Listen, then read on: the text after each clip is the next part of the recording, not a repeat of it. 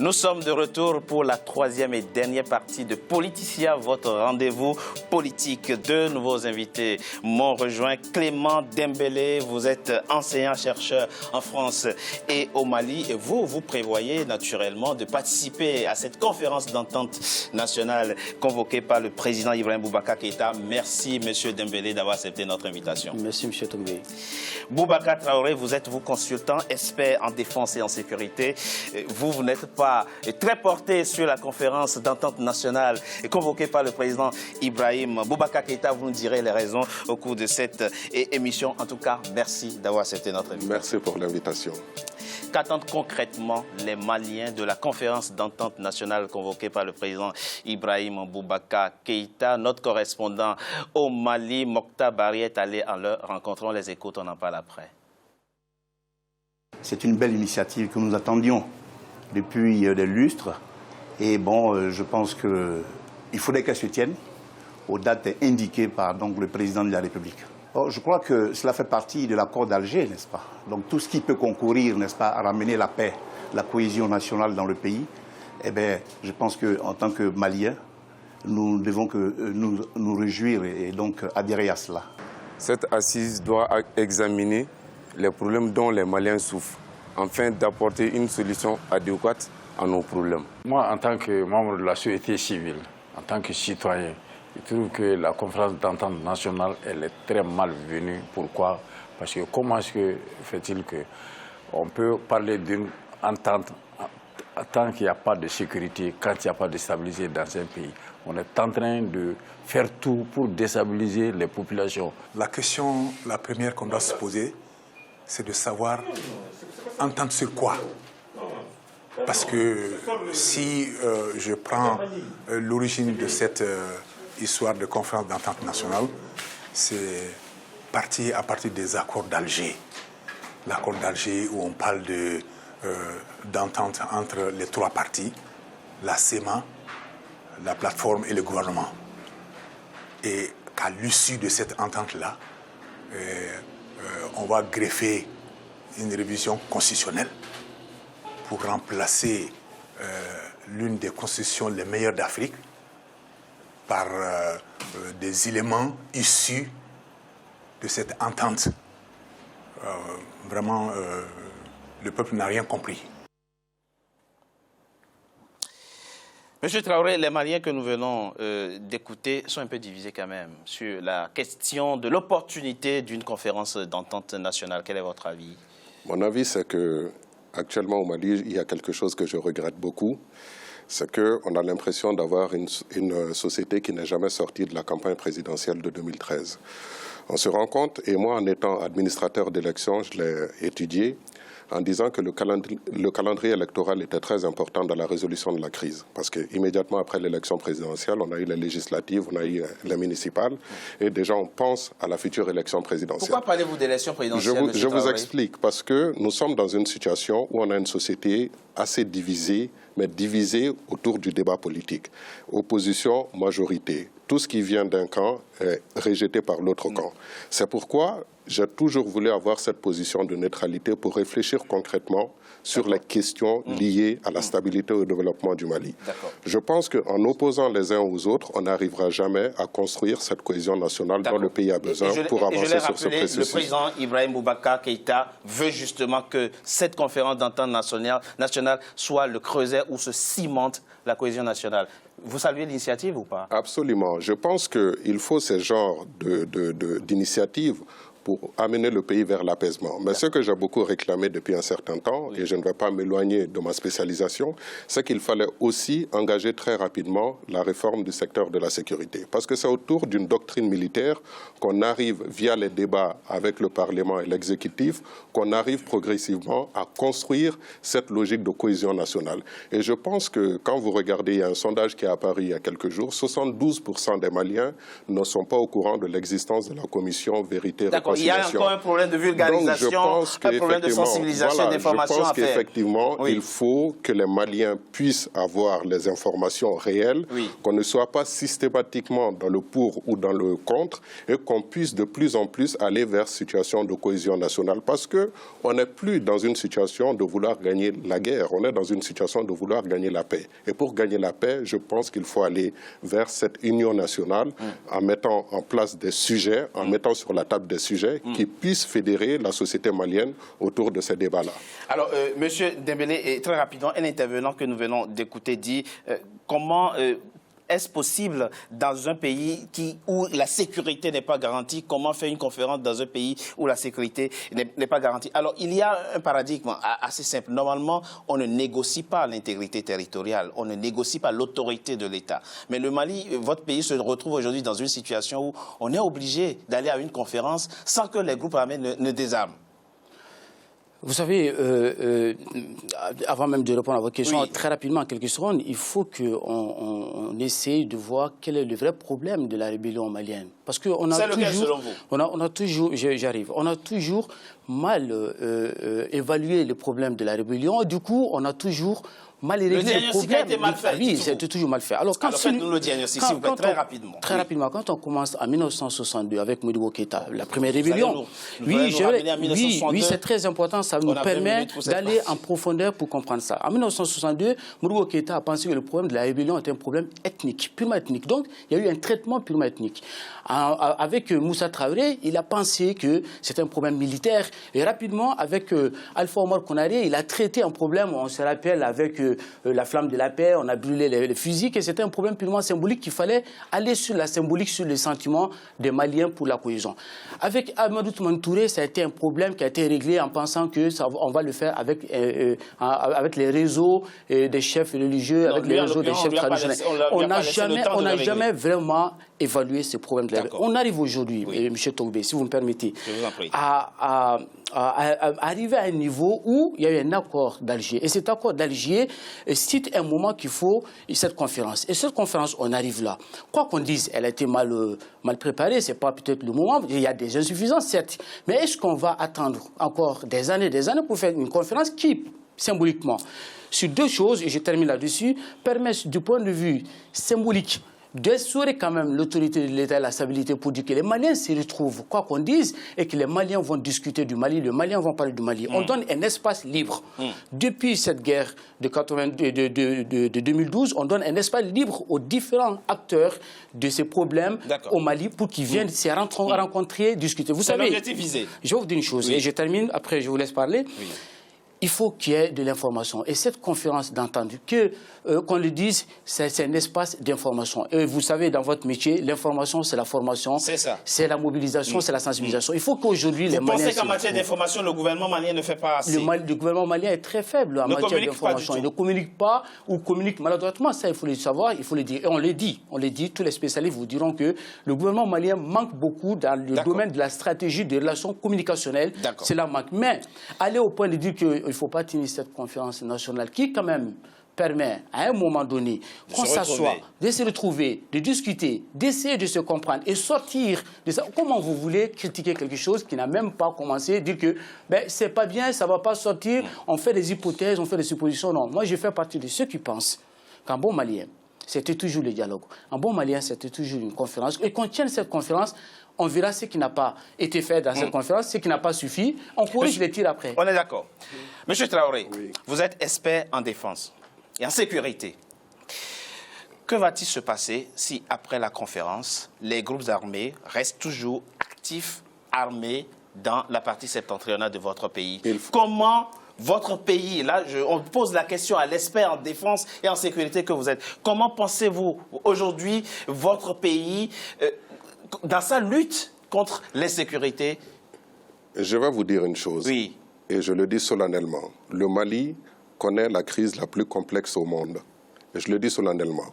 Vous avez une crise qui comprend une insurrection armée, qui comprend des revendications identitaires, qui comprend un conflit communautaire, qui comprend le crime organisé, qui comprend bien évidemment l'intégrisme islamiste. Je vous explique. Non, je vous explique. Attention, un peu les à la question du Nord. Ah oui, absolument. Ce sont des questions de sécurité. Oui, tout ce qui touche à la vie humaine est une question de sécurité. Donc je le dis et je le répète. Je pense que souvent, beaucoup de gens ont tendance à l'oublier. D'accord. Elle est complexe. Dites-vous, la crise malienne est complexe. Est la crise la plus complexe au monde. D'accord. Je le répète. Comment s'en sort-on? Parce que tout simplement, nous avons déjà un pays qui est très vaste, avec des zones malheureusement incontrôlables. 1 200 000 km². 241 000 km². Précisément, oui. Sous-peuplé avec une population d'environ 16 millions d'habitants et par endroits 0 habitants au kilomètre². Entouré de pays très fragiles. La crise libyenne a renforcé justement la fragilité de ces pays-là dans la zone. Donc, il faut obligatoirement une coopération internationale pour arriver à mettre fin à cette situation. On voit que ça ne marche pas. Je ne connais pas un seul pays au monde qui aujourd'hui est capable de mener à lui tout seul une guerre contre tout ce qui se passe. Donc, je pense qu'il faut qu'il y ait un renforcement. Le G5 Sahel a été mis en place très bien. Il faut renforcer cette structure. Il faut que l'Algérie ait une coopération encore plus renforcée avec les pays de la zone, et il faut des moyens financiers. Il faut des moyens financiers avec les pays de la zone, dites-vous, et précisément, il y a un pays qui a fait beaucoup. C'est le Tchad précisément, et c'est d'ailleurs, il faut le rappeler ici, et à chaque fois qu'on a l'occasion, c'est grâce à eux que Kidal a été d'abord libéré en 2012. Il se trouve que le Tchad a lui aussi ses problèmes aujourd'hui, il n'est plus en situation de s'engager financièrement, en tout cas pas massivement, dans la lutte contre l'insécurité dans la région. Que fait-on? Bien sûr, tous les pays ont un problème en interne. C'est pourquoi je crois justement à la construction d'une armée nationale forte et déployable sur différents théâtres d'opération. C'est pourquoi j'appelle de tous les vœux à ce qu'il y ait très rapidement l'engagement d'une réforme du secteur de la sécurité. Ce que moi je regrette de la part du gouvernement, c'est que le ministère de la Défense, en période de crise, doit être un ministère stable. Connaître 4 ministres de la Défense en l'espace de quelques années, en moins de 4 ans, je pense que là, il y a eu quelque part un échec. Vous pensez que le président n'aurait pas dû limoger le ministre de la Défense en juillet 2016. Je ne suis pas en position de donner des leçons au président. Le président a été élu par 77% des Maliens. Il est libre de décider de la manière dont il compte conduire le pays. Ça, je n'ai pas de leçon à donner là-dessus. Mais je regrette effectivement qu'il y ait eu 4 ministres de la Défense en l'espace de 4 ans. Je pense que c'est une forme d'échec.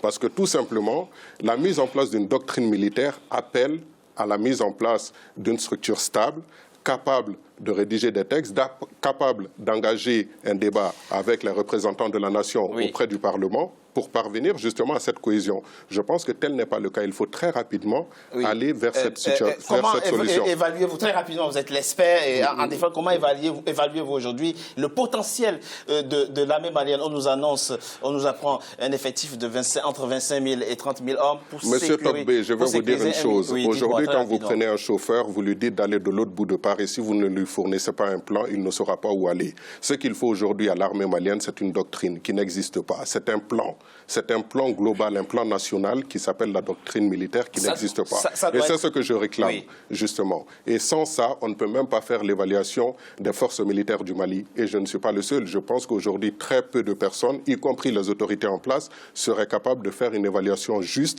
de la situation de l'armée malienne. Et ça, je pense que je l'ai dénoncé depuis plusieurs années et je continue à le dénoncer. D'accord. Voilà. Monsieur Dembélé, alors pour comprendre pourquoi un accord ne marche pas, il faut analyser les rapports de force. Aujourd'hui, les spécialistes nous apprennent que quand on fait aujourd'hui l'analyse des rapports de force, vous avez des groupes armés au nord de votre pays qui sont mieux outillés, mieux armés que l'armée nationale. Comment sortir de ce cercle ? Alors, pour sortir de ces cercles, il faut déjà qu'à partir de cette conférence, de cette fameuse conférence qui aura lieu, que l'État malien écoute les différents intervenants, les acteurs, parce que... Comme les experts comme M. Traoré. Et qu'on essaie de trouver une vraie solution. Mais plus en profondeur, je vais rebondir rapidement. Je pense que le problème de l'armée malienne, elle est plus profonde que ça. Elle va au-delà des cartes, des plans. Oui. Il faut que cette armée soit une armée motivée, une armée professionnelle et surtout une armée de renseignement. Vous savez, au XXIe siècle, il y a 60 généraux qui seraient Monsieur Tombé, non mais c'est pas le nombre de généraux, mais oui. C'est une armée qui est professionnelle, une armée qui est dotée d'une stratégie de renseignement très efficace et qui permet d'intervenir. Mais vous parlez, ce n'est pas une histoire de 2 ans, 3 ans, il faut du temps pour que l'armée malienne soit aujourd'hui opérationnelle et à la hauteur des enjeux. Aujourd'hui. Qu'est-ce qu'on fait en temps? Aujourd'hui, entre-temps, qu'est-ce qu'on fait? Parce qu'on a des partenaires internationaux qui sont là. Il y a l'aménagement, il y a l'opération Serval. Et le Mali doit aujourd'hui faire face à cette réalité et se dire cette vérité. Vous savez, je vais vous dire ça, c'est que nous ne sommes pas aujourd'hui capables, tous seuls, de régler le problème du Nord militairement. Nous ne sommes pas capables de le faire financièrement. Il faut que les Maliens se dotent d'une vraie stratégie de relations, que ce soit sur le plan international, que ce soit avec la société civile et que ce soit auprès de la population. Il faut qu'on se dise une chose. Le problème du Nord du Mali et le reste du Mali va se résolver, pas militairement, mais par une stratégie de développement économique. Comment vous pouvez comprendre que la frustration qui a eu lieu à long terme. Et tout de suite, qu'est-ce qu'il faut faire? Mais il faut l'application de l'accord d'Alger. Et cette application, ce n'est qu'un processus. Et je vais dire une chose aux téléspectateurs. Il ne faut pas qu'on pense qu'on est perdant de cet accord. Je fais partie de ceux qui disent tout n'est pas bon dans cet accord, ça on est d'accord. Oui. Mais un accord, c'est quoi ces négociations, M. Togbé? Ça veut dire qu'il y a un moment où on ne gagne pas tout, on gagne des choses, on perd des choses, on fait des efforts. Mais aucun accord n'est indéfini, aucun accord n'est infiniment posé. Donc, c'est notre 4e accord, ça il faut le rappeler. Donc, on a le temps, on va négocier après, il y a des changements qui vont se faire, on va supprimer des choses, on va rajouter des choses. Si vous me permettez, aujourd'hui, cet accord est là. On essaie de poser des actes concrets. On essaie de sortir de cette espèce de schizophrénie ambiante et qu'on sorte et qu'on pose des vrais actes. Et ça permettra de dire, voilà, ce que nous avons fait, quel est le diagnostic, qu'est-ce qui n'a pas marché et comment on doit évoluer. Peut-être que dans 5 ans, quand on se retrouvera ici, cet accord ne sera plus d'actualité, il y aura autre chose. Et en bon sens. Monsieur Traoré, l'année dernière, en 2016, Ban Ki-moon, l'ancien secrétaire général de l'ONU, a réclamé et obtenu le renforcement du mandat de la MINUSMA dans votre pays. Alors, est-ce qu'aujourd'hui, on peut dire que ça porte ses fruits ou alors doit-on faire encore davantage? Vous savez, j'ai toujours été étonné de l'appel des autorités maliennes en faveur du renforcement du mandat de la MINUSMA parce que ce mandat n'a jamais cessé d'être renforcé depuis la mise en place de MINUSMA. Il faut savoir une chose, c'est que nous sommes dans une situation où chaque groupe intervenant sur le sol malien a son contrat opérationnel, a sa méthode de gérer la situation. Et c'est ce que j'ai toujours dit. Quand on a mis en place la politique de formation via UTM pour former l'armée malienne, j'ai dit, effectivement, UTM va former l'armée malienne aux techniques de combat, mais derrière, il faudrait toujours que la hiérarchie définisse le cadre d'emploi de ces forces militaires. Bien sûr, la MINUSMA fait de son mieux. Je sais que la MINUSMA est parfois décriée par la population malienne, mais il faut que cette population comprenne que la MINUSMA est déployée sur un théâtre d'opération très complexe. Et le fait de ne pas connaître la zone complique la chose. Vous savez, le nord du Mali est très, très particulier. Les forces de l'opération Barkhane surnomment même la zone Mars. Il y a des endroits, je vous dis, je pense que la géologie est différente, est très hostile. Et donc, je pense qu'aujourd'hui, il faut un soutien fort de la part de l'armée malienne qui doit obligatoirement monter en puissance pour venir épauler les efforts de la MINUSMA. Donc, le problème se situe à ce niveau-là. Et je reviens toujours à la même question, qu'il s'agisse de doter l'armée malienne, justement, quand je parle de doctrine, tout est global dans une doctrine. Voilà, que ce soit le renseignement, que ce soit les moyens financiers, tout est compris dans ce sujet lié à la doctrine militaire. Boubacar Traoré, je rappelle que vous êtes consultant expert en défense et en sécurité. Merci d'avoir accepté de participer à ce débat sur l'avenir de votre pays, le Mali. Clément Dembélé, enseignant-chercheur en France et au Mali. Merci à vous également. infiniment d'avoir participé à ce débat. Nous ne pouvons espérer et souhaiter que l'édifice de Soundiata Keïta trouve par eux-mêmes le génie nécessaire pour résoudre les problèmes dont souffre le Mali. Merci à vous deux d'avoir participé à cette émission. Mesdames et messieurs, c'est la fin de Politicia, votre rendez-vous politique que je vous remercie d'avoir été nombreux à suivre. Restez sur Africa 24 pour la suite de nos programmes. À très bientôt pour un nouveau numéro de Politicia.